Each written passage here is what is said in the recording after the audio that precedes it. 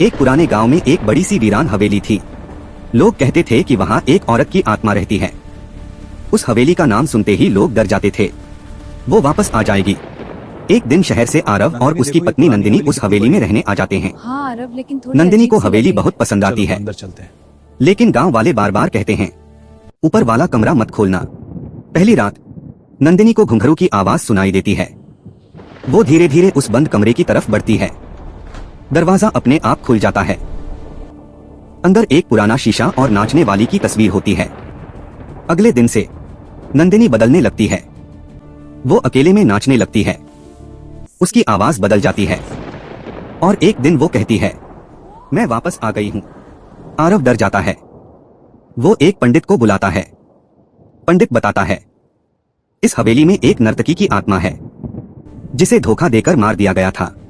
लेकिन असली ट्विस्ट, पंडित कहता है कोई आत्मा नहीं है, ये सब नंदिनी के दिमाग का खेल है। आरव को समझ आता है नंदिनी बचपन से इस हवेली की कहानी सुनती आई थी और उसका डर अब उसके अंदर आत्मा बन चुका है।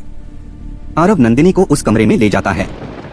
वो जोर से कहता है, ये सब तुम्हारा डर है, कोई आत्मा नहीं है। नंदिनी कांपने लगती है। उसकी आंखें पलट जाती हैं। वो अचानक जोर से हंसती है, लेकिन इस बार उसकी आवाज अलग होती है। अगर मैं सिर्फ उसका डर हूं तो तुम्हें ये सब कैसे पता? आरव डर जाता है। कमरे के सारे दरवाजे अपने आप बंद हो जाते हैं।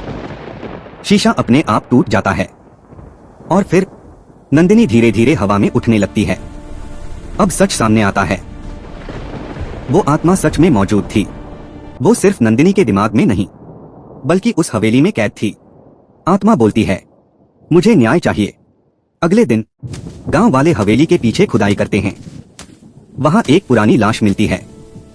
उस नर्तकी का अंतिम संस्कार किया जाता है और जैसे ही आग जलती है, हवेली में अजीब शांति छा जाती है। नंदिनी होश में आती है। सब कुछ नॉर्मल हो जाता है।